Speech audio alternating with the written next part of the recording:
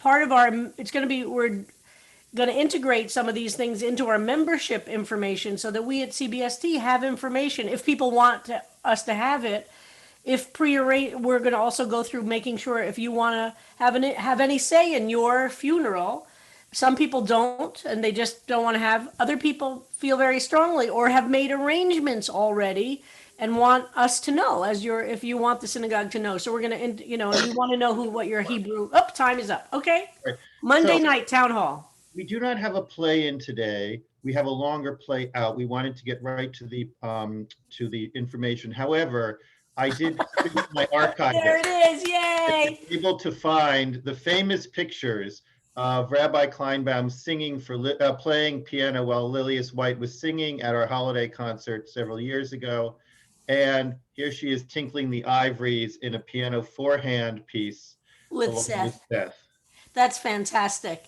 So if you're, I just mentioned Lilias White was the one who made the character in Dreamgirls. She was I keep forgetting her name, the one who has all those great songs in Dreamgirls when it was on Broadway before Jennifer Hudson became the movie version.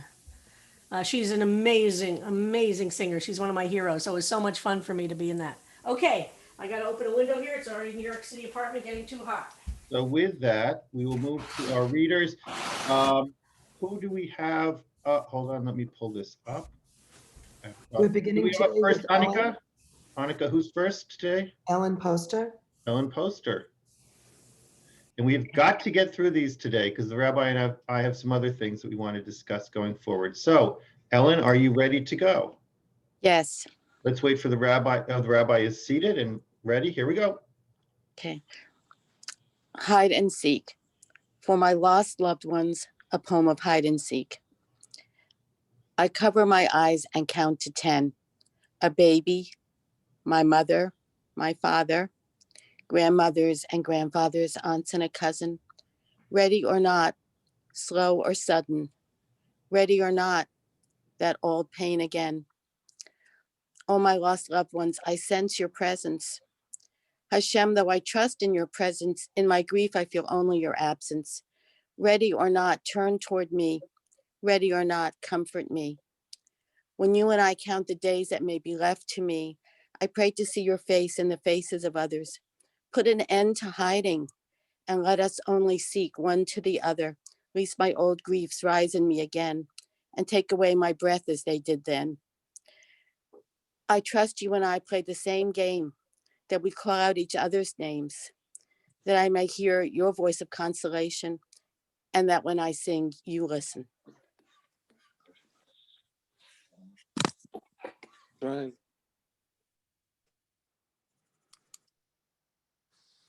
Rabbi, are you here?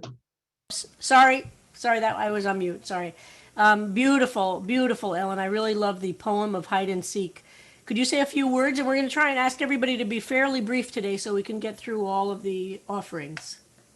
So when I was a kid and played hide and seek, did it ever happen that you were seeking, but somebody was either really well hidden or they just sort of walked away and you were like looking and there was nobody there, and you would feel so alone at moments like that. Or on the other end, maybe you were the one who was hiding and nobody was really looking. And all of that made me think about, when did I feel that extreme aloneness? And it was when I had a miscarriage. It's when I lost my folks. Mm-hmm.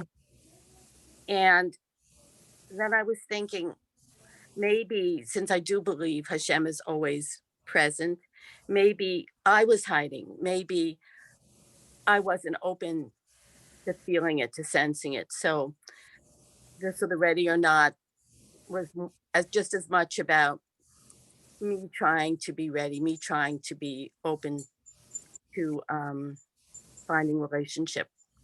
Beautiful. It's really beautiful. And what I've never thought about this image as reflecting our sense of God's presence and absence. But now that you've said it to me, it's going to totally affect how I think about it. Thank you. Thanks, Rabbi. Stephen Raphael.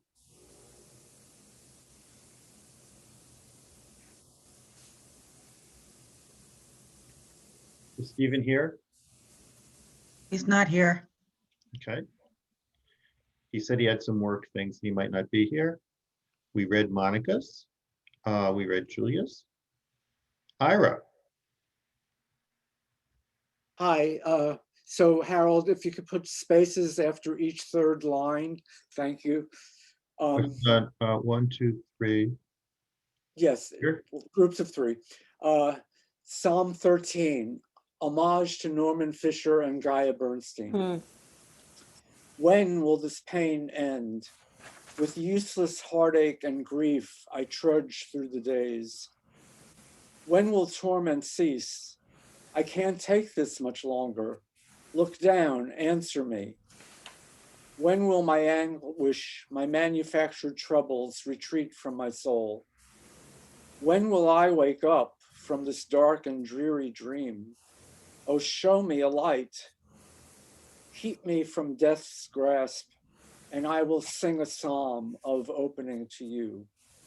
Wow. So I'm interested to hear you about the Norman Fisher and Guy Bernstein. Okay, so when we read the interpretations by Norman Fisher and Gaia Bernstein, I loved both of them very much. And I'm in this haiku thing, so what really struck me was how many phrases in their versions were either 5 syllables long. So these are actually quotes of theirs. Yes. So uh-huh. You can see that Beautiful. The italicized lines are not my words, it's their words, and I initialed them so you can see which ones are Fisher and which ones are Bernstein.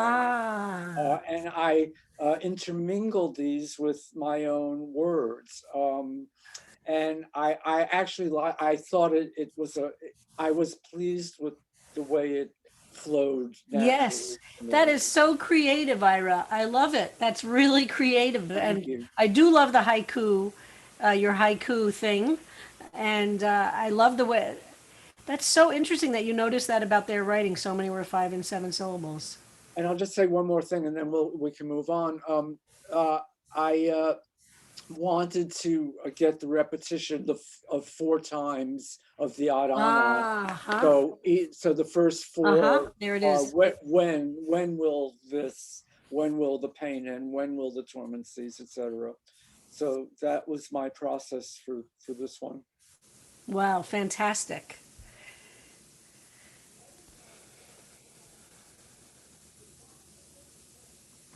Randy. Yet I believe.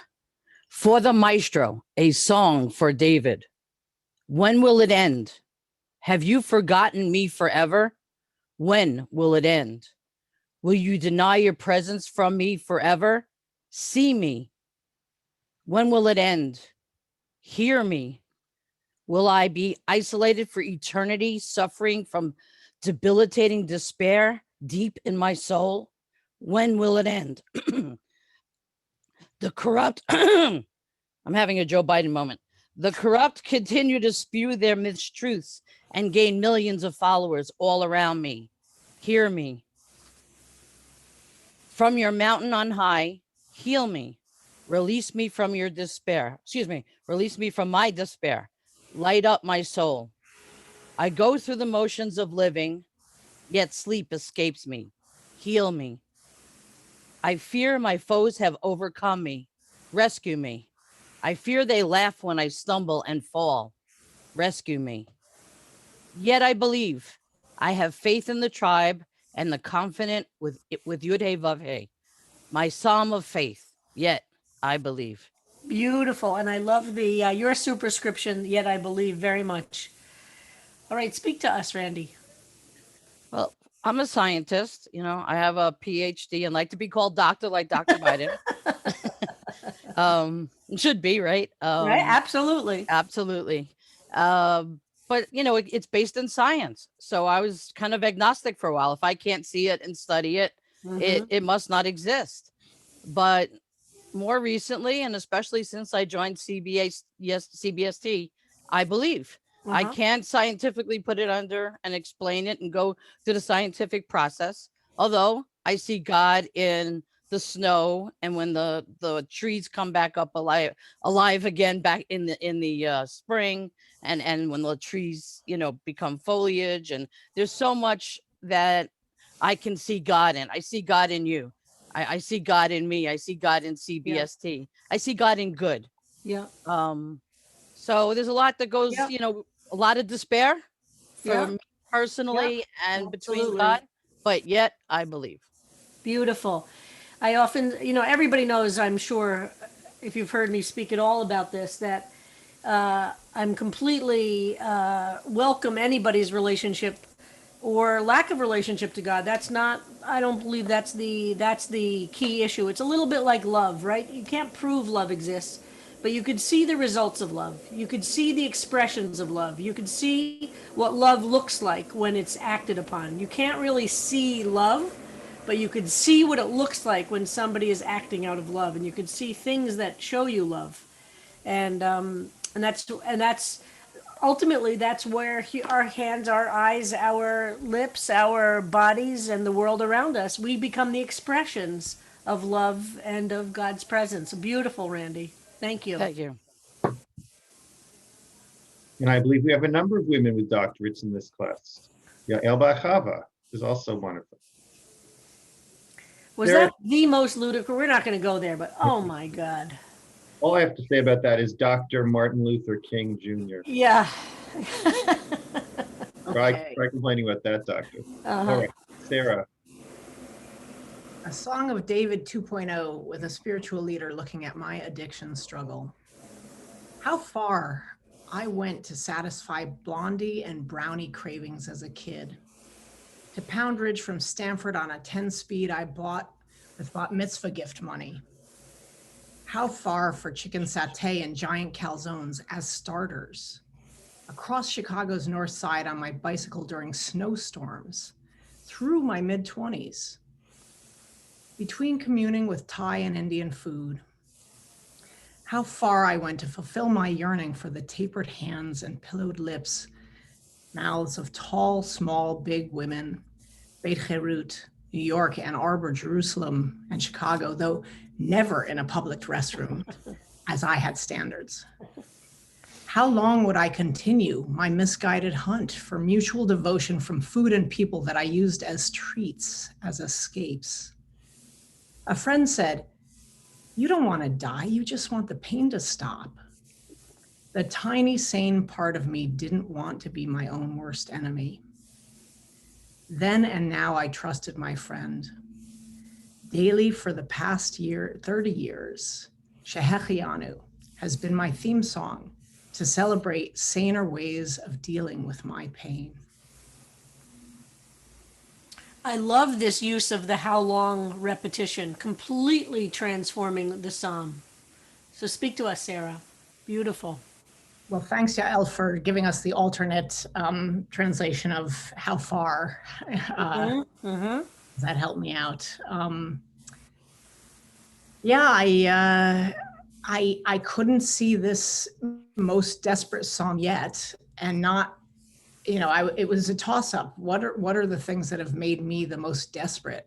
My grief over parents I've lost, or addiction, my addiction, and my addiction totally won because it's been ongoing since, pre-bat mitzvah. Yeah, and I would say the food one is the one to take seriously. The other one is a story for another time of how I've been monogamous for the past 30 plus years with Pat. So, or 28, sorry. We've been together 28 years. So anyway, if anybody wants to find out how I have been recovering from active addiction for the past 30 plus years, I'll put my email and phone number in the chat. And that's about all I have to say. Beautiful. Beautiful to see poetry be a vehicle to express it in this beautiful and meaningful way. Thank you, Sarah. Is Sarah Sloan here? Sarah, are you here today? Is Sarah here today? Yes, but I read this poem. We did this one, yep. I'm sorry.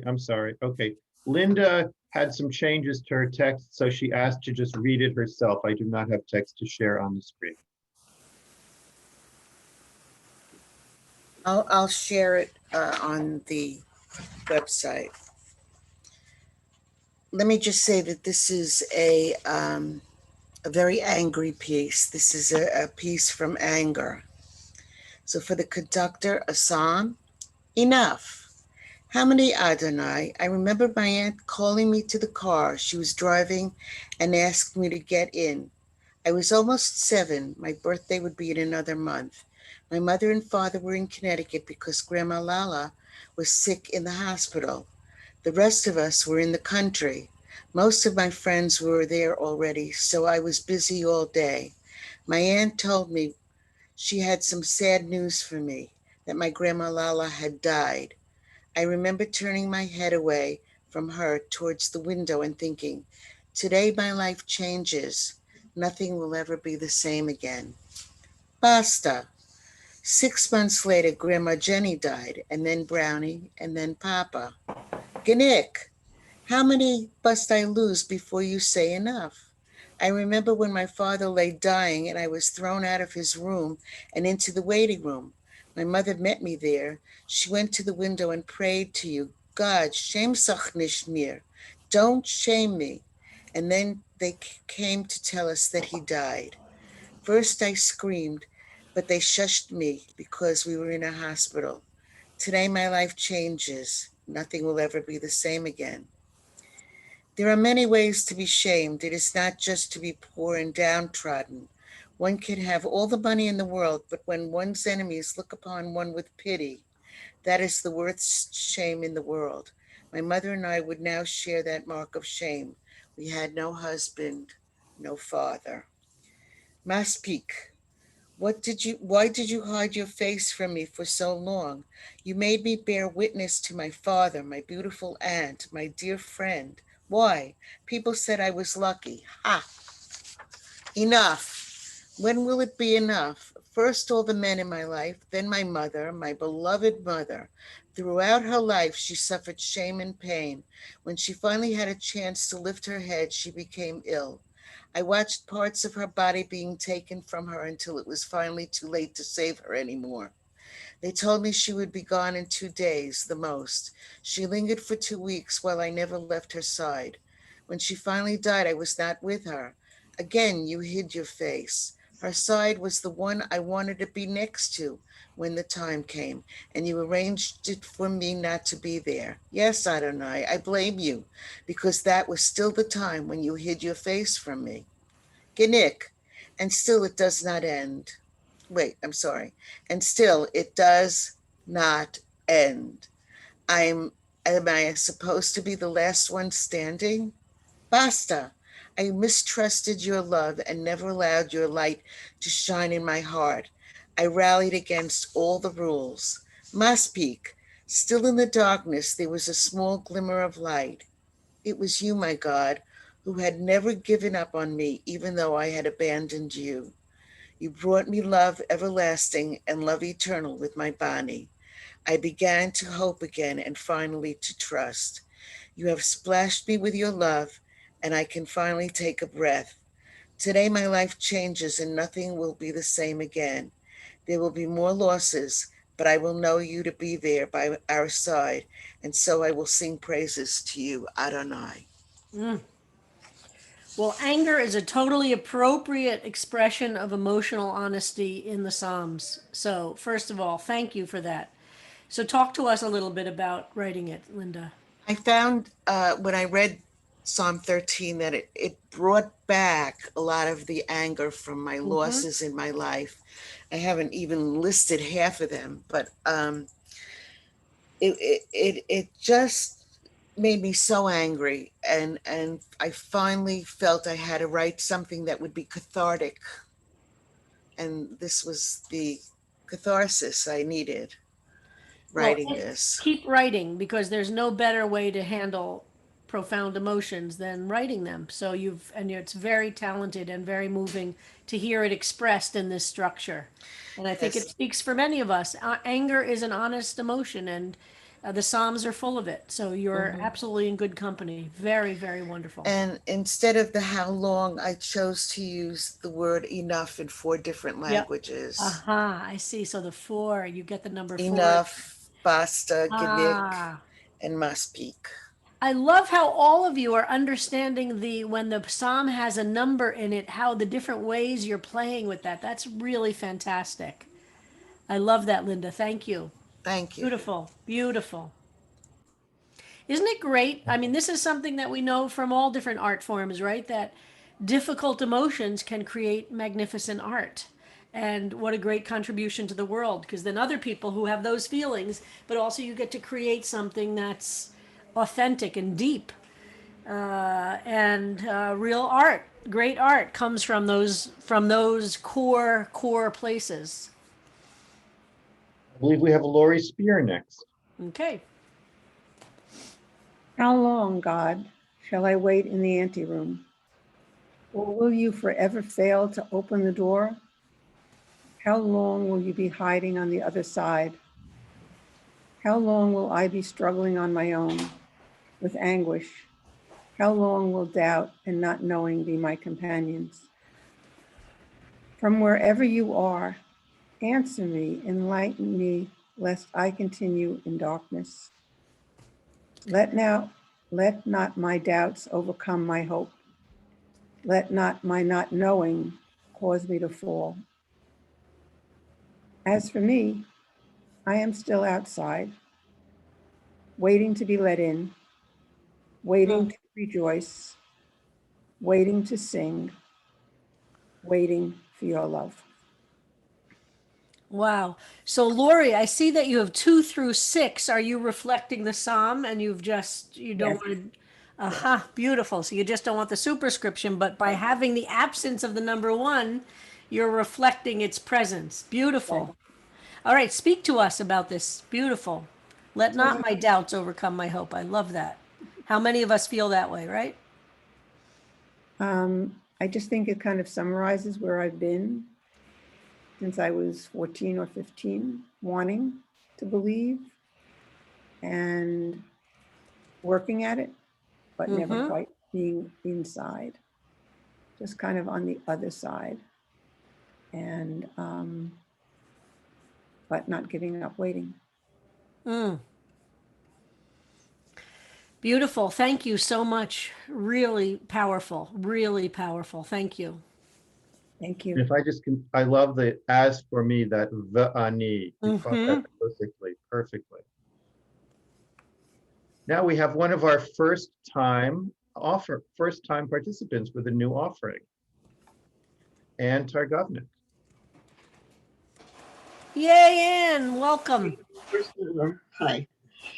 You and I, have you been hiding or only hidden to me for so long? Did you leave, or do I solely feel alone for so long? Are you silent, or am I simply unable to hear for so long? Will you need me, trust me, protect me, or will I be fearful always, in all ways, for so long? If I bring all my senses, heart and hands, can you and I build and share, see and feel, make and keep and find again faith, strength, and joy for good in this world? Wow, Ann, this is spectacular. And I love how you did the for so long as the repetition. You want to speak to us a little bit? So happy you're here, Ann. Thanks. It's good to be here and to hear everybody else's sharing. It's really been enlightening. This is really about a relationship to my own concern about motivation, and then sort of a study of how to look at the format and twists of words. So it's not hidden from me, but hidden to me. Solely, which could have been spelled S-O-U-L, I guess. Is it that you're silent, or am I unable to hear? And then the sort of move to what is it that I could do in a sort of partnership to actually act and not be afraid of falling into inaction It's sort of a fear of mine of not, like a shark stopping and not being able to swim anymore. Yeah. Beautiful. And I love the shape of it, and I love the way that by the format, the four so longs, the four so longs, and then for good in this world. Beautiful. Yeah, and the good at the very end Yeah. mean for good, like forever, like final, Aha. or for good in this world. Aha. Oh, nice. Beautiful. Beautiful. Thank you. My apologies. Did we read Linda's before, or are we reading Linda's today? Shep Linda, next, and then Linda is I'm after. here. Oh, we'll do Linda now. We're at Linda, if that's okay. is Linda Watskin? Yes. Yeah. One thing before I read this, all the U's should be capitalized. I will wait and listen. Did you listen when I prayed? Did you hear my words? Perhaps I asked in plain speech, and you wanted sounds leavened with metaphors and tears. My heart carried plaintive sounds. My words held fragments of the narrative. My daughter, I said, stop talking to me when I spoke of loving a woman. She left no space to speak. I prayed and asked for help. Year after year I spoke, and you remained cloistered, silent, and withdrawn. Were you testing my resolve? Now, years beyond my first request, a doorway opened, and we shared words. Still those exchanged between strangers. Now I pray for a bridge to span the divide. I will wait and listen. Wow, Linda. Wow. Speak to us. Tell us about this. We're listening. Okay. When I read the psalm originally, I realized that I had this spoke to me, that I had a daughter who I didn't speak to for years, for 32 years. And then I was sick, and I was in the hospital, and she came to visit. My son brought her, and she came to visit, and we talked. Not very much. We spoke not about. She set the rules. We couldn't speak about the past, and we spoke. Then afterwards, she rarely communicates, and very often just through Dorothy. So it is what it is, and hopefully it will change. The other point in writing this, I decided to use a schematic there, and it's 23222 set up that as a schematic, and wrote it following that.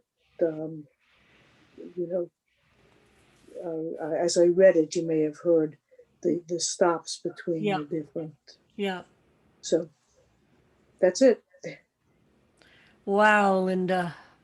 My heart just breaks right open hearing you and seeing this pain and honesty here, which is something, unfortunately, others in this very Zoom call can relate to. And we're really with you, and that you can put it in this psalm of yours as an expression is very powerful. And I pray that the bridge continues to build, but know how difficult that is. Thank you. Thank you. Wow. I believe that Sherry is going to read for Shep. Yeah, but I just want to say one thing. I'm studying today in memory of my big brother who, according to the Gregorian calendar, died 32 years ago today from AIDS. Okay, thank you, I Shep. also feel that my stuff isn't as worthy as other people's. Anyway, Shep, we want to hear it. We want to hear yours. you'll hear Sherry. She's my We'll Arab. hear Sherry, but we'll hear your words. Oh Lord, when I was much younger and lying on a bed of pain and all hope seemed lost, I begged you day after day, week after week to rescue me. I pleaded with you to spare me, but you hid yourself. I saw no future for me, only darkness. My time was running out. Soon I would be consumed like so many others before me, but I always trusted in the God of Israel, and I maintained faith in you. I wrestled with your angel of death, and with your help, Adonai, I did prevail. I overcame. I could breathe again. You restored my soul. I was given a second chance. And how long did it take you, God? Just the right amount of time I needed.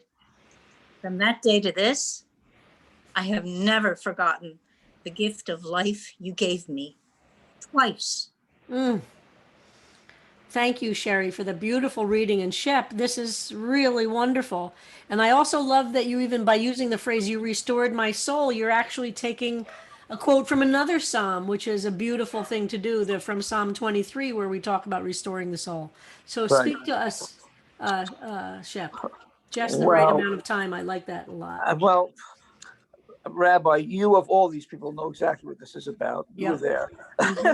So it was, this spoke to me. It was very personal because I kind of flipped it around from being needing of God's aid, from doing it backwards, that I did receive it. And my thing is kind of optimistic, that through it all, I did get my wish, and God did come to my rescue.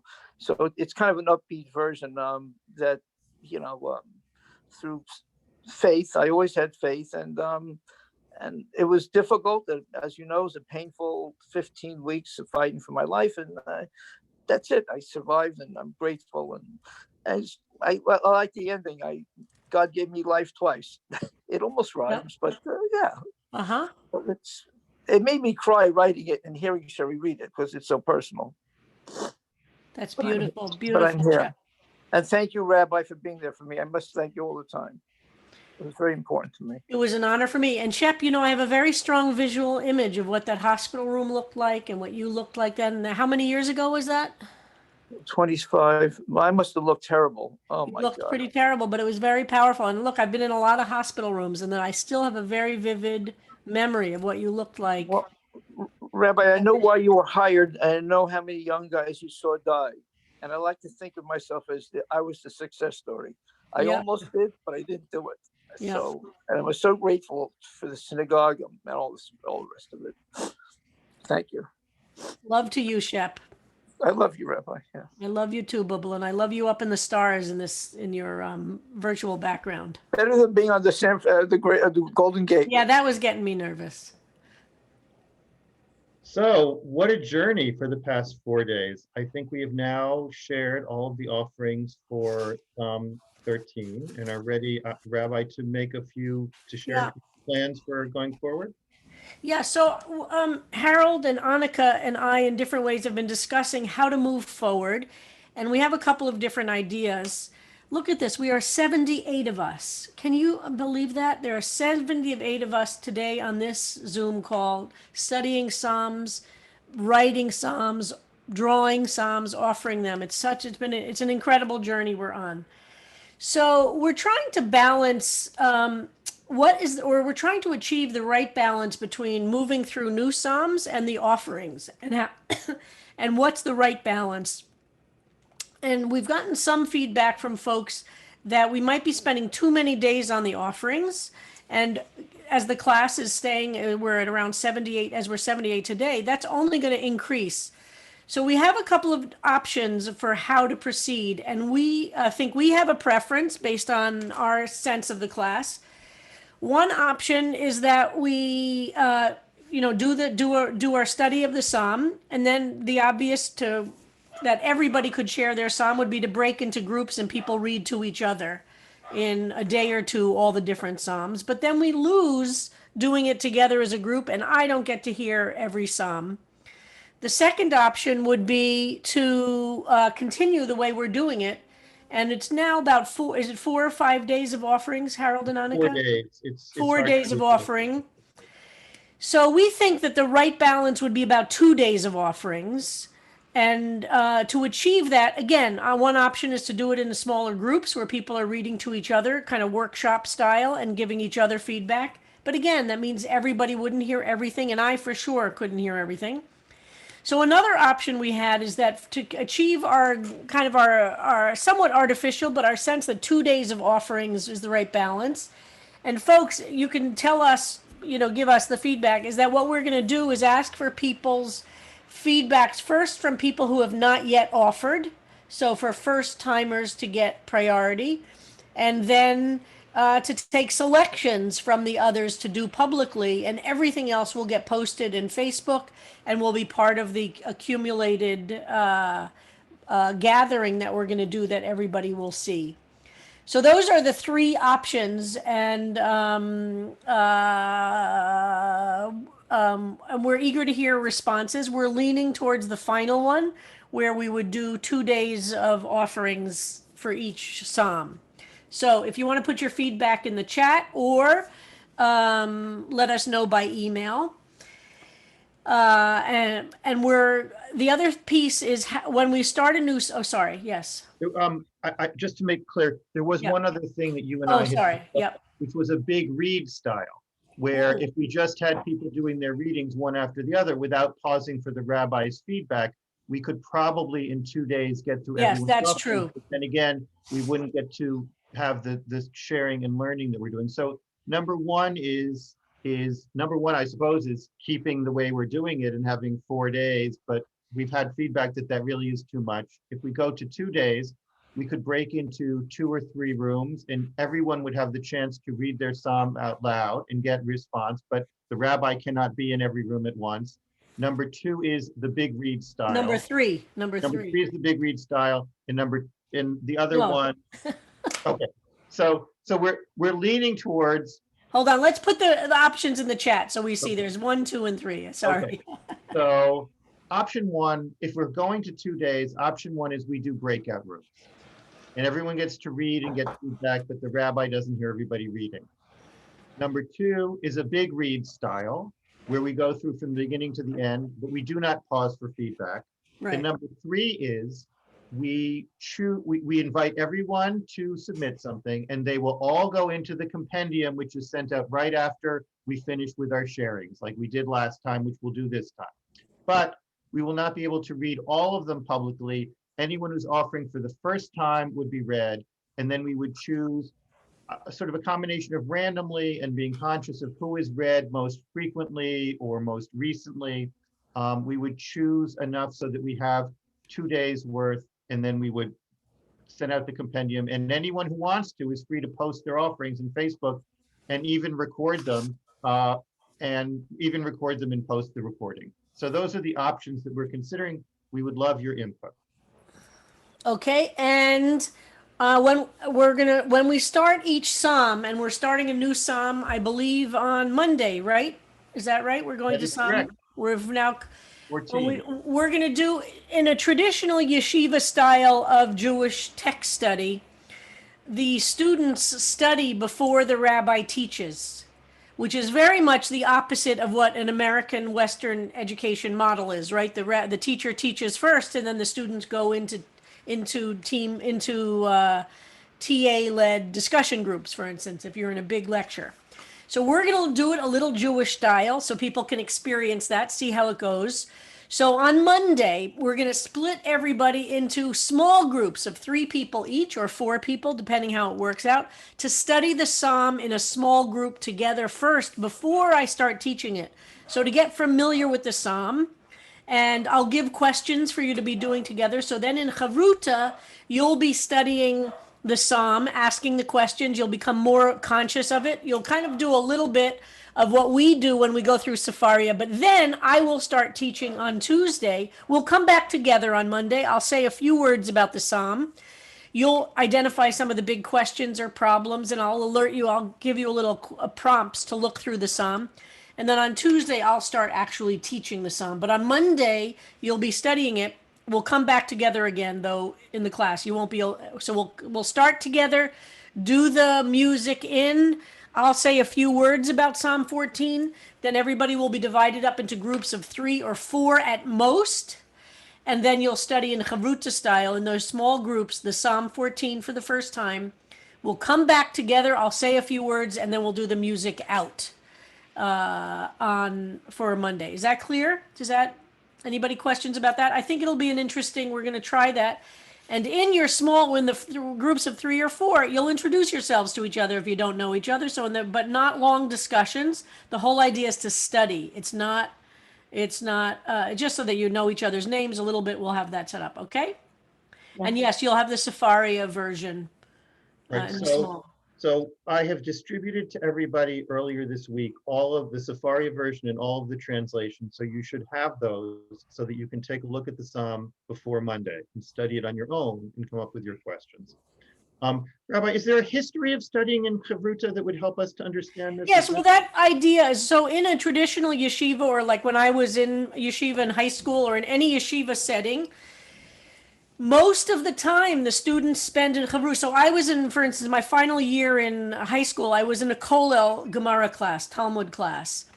And the students would gather at 8:30 in the morning whenever the class started. And for 3 hours, we would study in Chavruta. The two of us, we would have one. Chavruta means friend or pairing.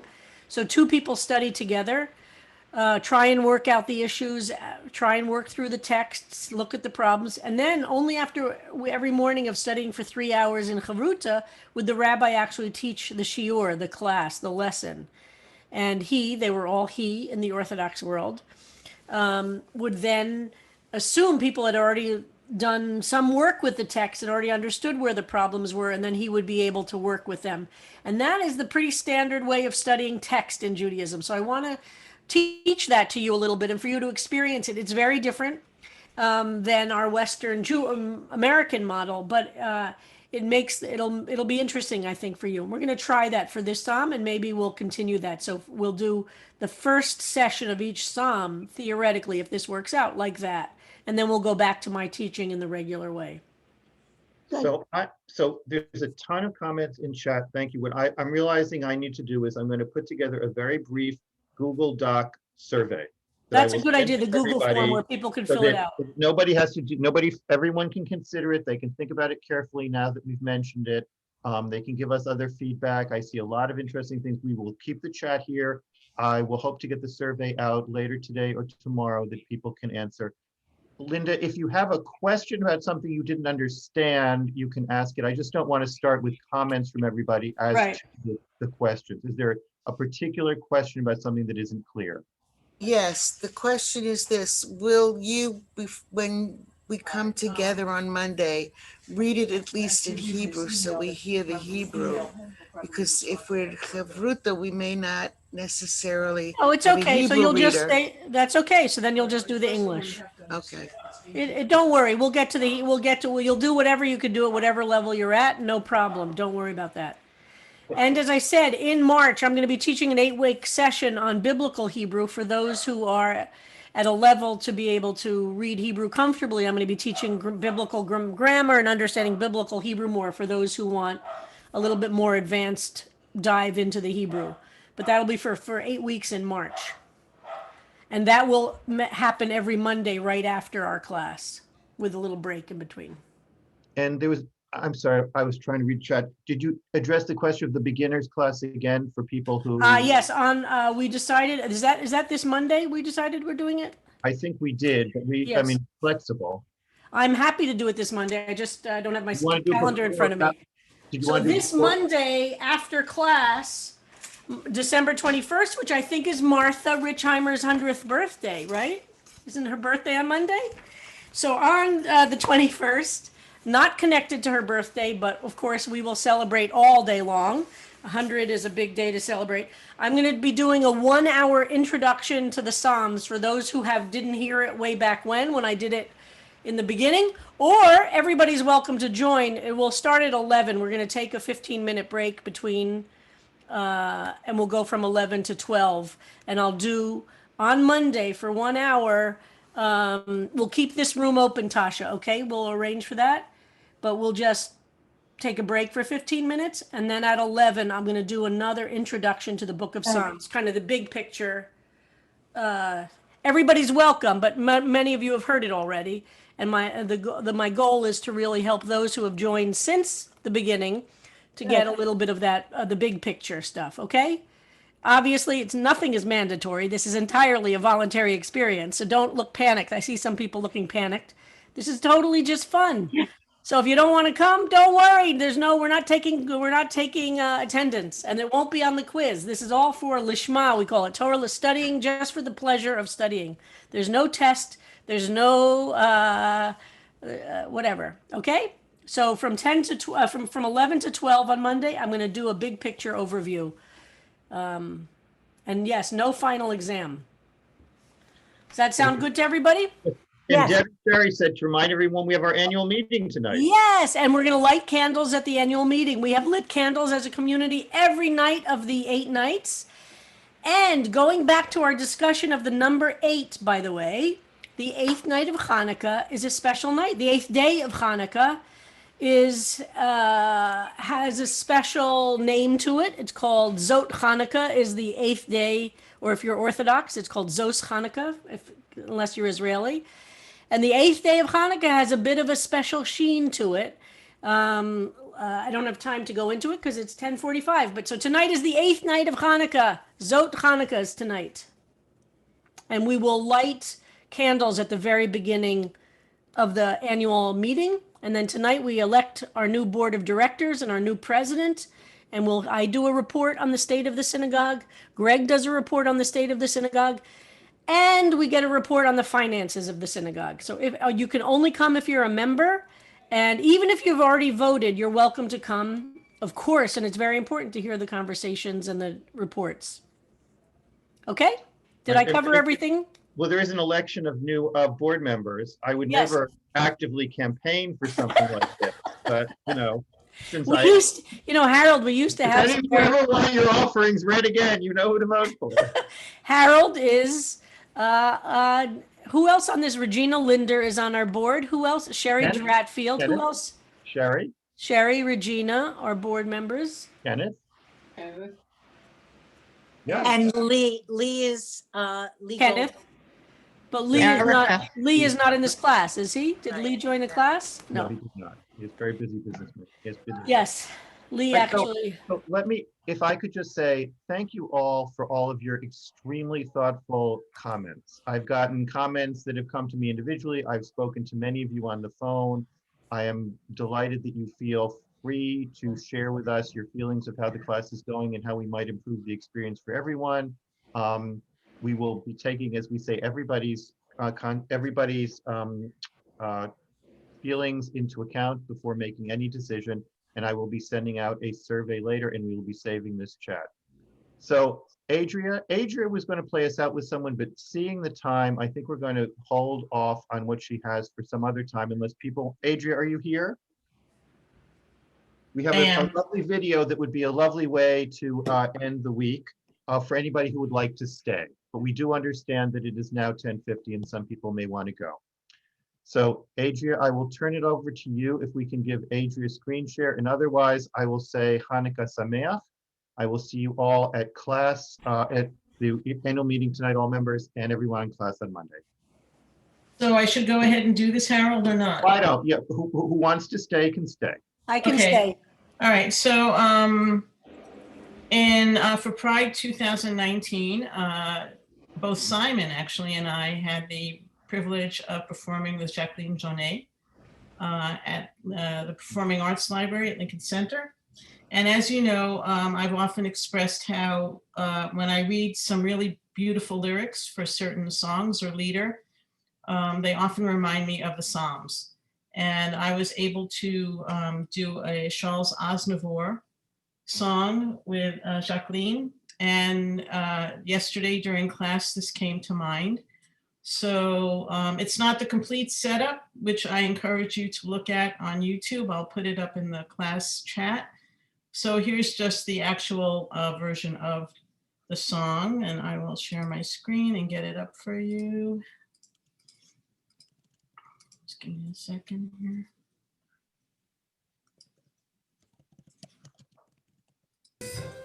The many shades of humanity.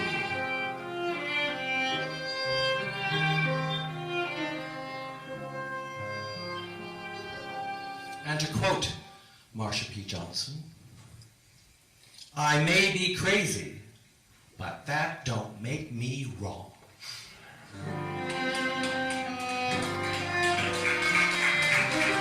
My mom and I, we live alone. Our grand apartment is our home in Fairholme Towers. I have to keep me company, 2 cats, a dog, a parakeet, some plants and flowers. I help my mother with the chores. I wash, she dries, I do the floors, we work together. I shop and cook and sew a bit, though Mom does too, I must admit, I do it better. At night I work in a strange bar, impersonating every star. I'm quite deceiving. The customers come in with doubt and wonder what I'm all about, but leave believing. I do a very special show where I am nude from head to toe. After strip-teasing, each night the men look so surprised. I change my sex before their eyes. Tell me if you can, what makes a man a man?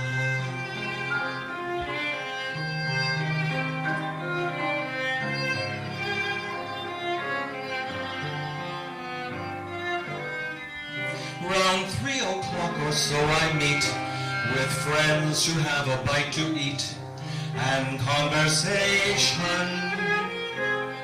We talk and empty out our hearts on every subject from the arts to liberation.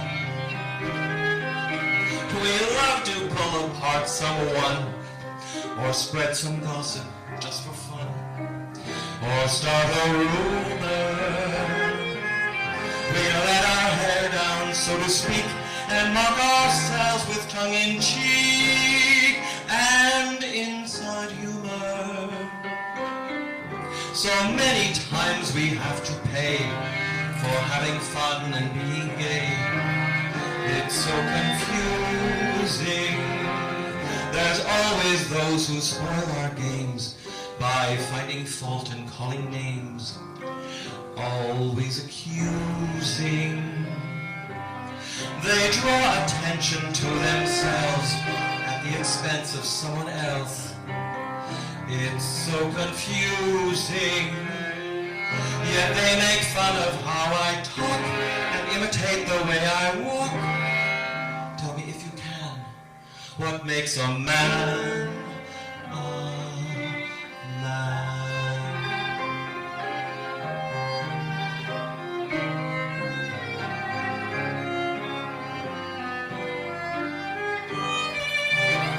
My masquerade comes to an end when I go home to bed again, alone and friendless.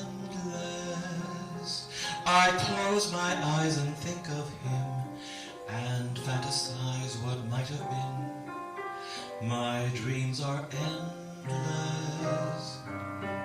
We love each other, but it seems love is only in my dreams.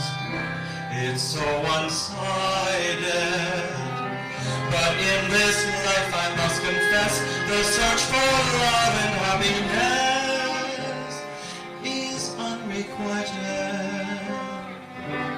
I ask myself, what have I got, and what I am and what I'm not. What am I giving? But answers come from those who make the rules that some of us must break to keep on living. I know my life is not a crime.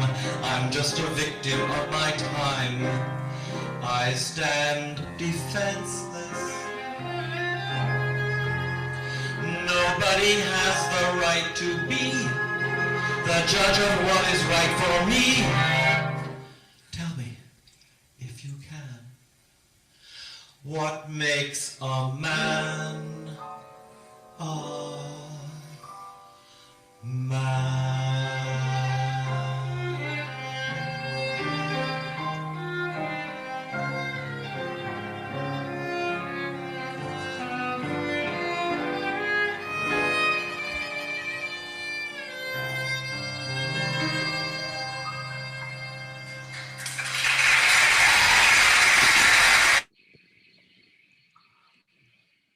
I remember that. Bravo, brava, brava. Fantastic.